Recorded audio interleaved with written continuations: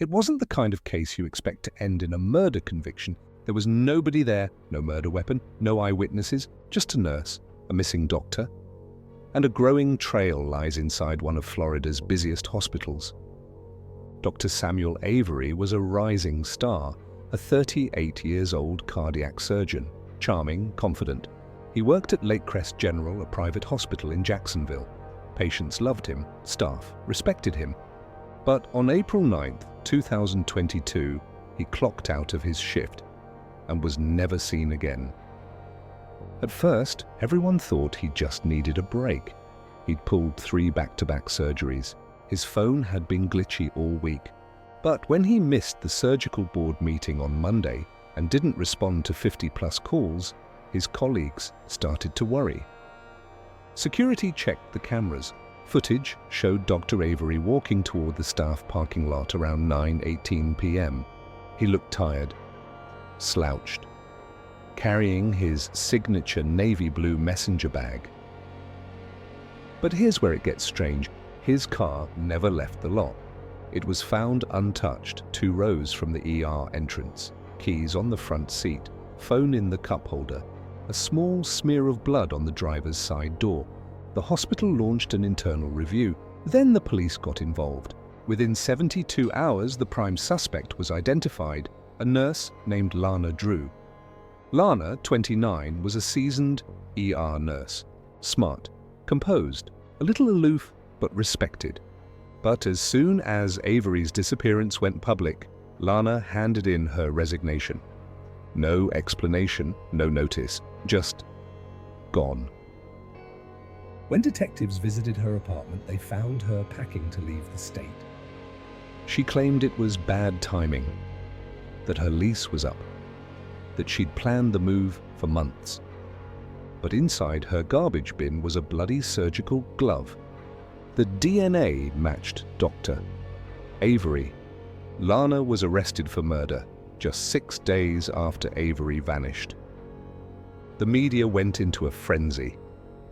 Angel of death, nurse kills surgeon. Cold, calculated, convicted. But here's where the case unravels. Nobody was ever found. No murder weapon was recovered. And Lana had no known motive. There were no reports of workplace conflict, no romantic link, no inheritance, nothing. The prosecution's case, a single anonymous tip claiming Lana and Avery argued over a surgery gone wrong, that Lana had administered the wrong dose of anesthesia during a bypass, and Avery had allegedly threatened to report her. That's it. No official complaint, no record of the alleged error, just one tip from a voice that was never identified. The jury still found her guilty. Second-degree murder, 25 years to life. But Lana never confessed, not once. Her words during sentencing, "He's not dead, and I didn't kill him." At first, people ignored her. Another killer in denial. But 6 months into Lana's prison term, a surge of new questions emerged. A new nurse came forward. Her name was Melanie Cross. She'd worked the same shift that night, but had stayed silent until now. Why? Because someone threatened her. Melanie said she saw Dr. Avery enter the employee stairwell with another man, not Lana, around 9:20 p.m. She didn't speak up earlier because 2 days after the incident, a typed note was left on her windshield. "Keep quiet, or you'll be next." Investigators reopened the file, and what they found next changed everything.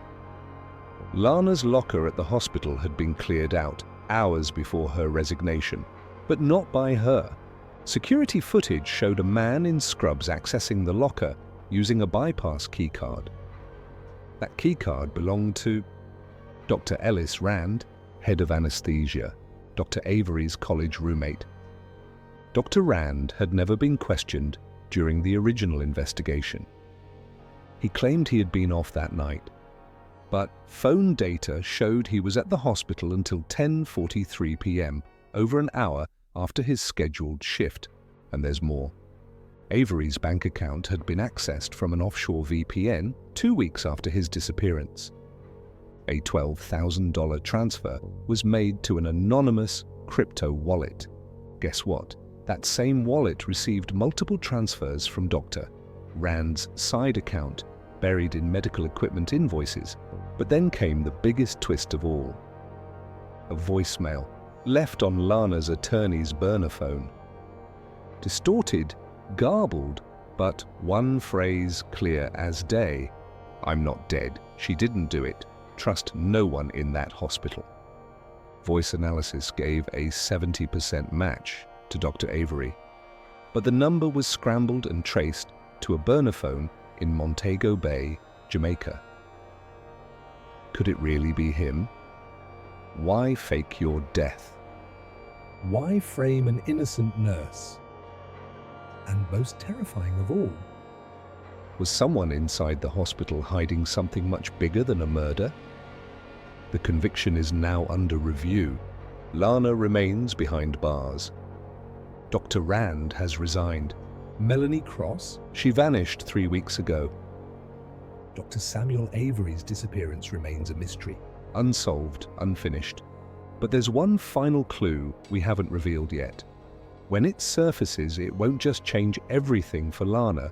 It could unravel a dark medical cover-up bigger than anyone saw coming. Follow for part 2.